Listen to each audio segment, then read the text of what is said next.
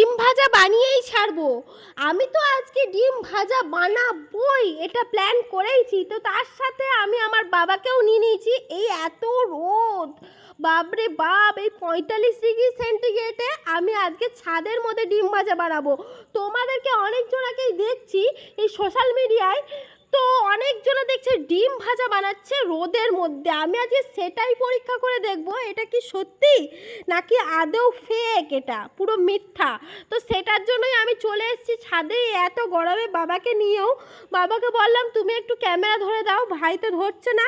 তো এখানে দেখো সবার ফার্স্টে আমি তেল দিলাম তাওয়াটার মধ্যে, তারপরে ডিমটাকে ভেঙে ডিমটাকে ভালোভাবে গুলে ডিমটার উপরে হালকা নুন ছিটিয়ে দিলাম। তারপরে দেখো এই ডিমের তাওয়াটাকে রেখে দিলাম প্রায় আধ ঘন্টার মতো। তারপরে ফিরে এসে দেখি ও বাবা, সত্যি তো ডিম ভাজা হয়ে গেছে।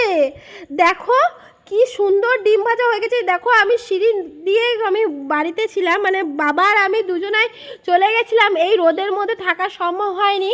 তো তারপর আধ ঘন্টা পর ফিরে এসে দেখি এই দেখো ডিম ভাজা হয়ে গেছে, কি সুন্দর। আমার তো দেখে খুবই ভালো লাগছে।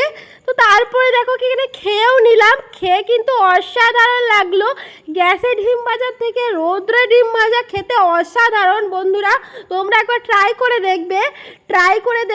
এই দেখো এখানে আমি আমার বাবাকেও দিয়ে দিয়েছি, মানে আমি অর্ধেক খেয়ে নিলাম।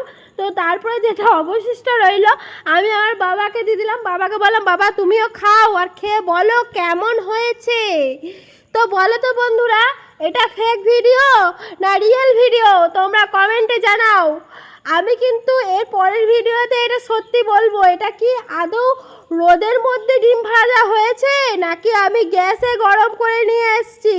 তোমরা কিন্তু অবশ্যই কমেন্টে জানাও এটা ফেক না রিয়েল।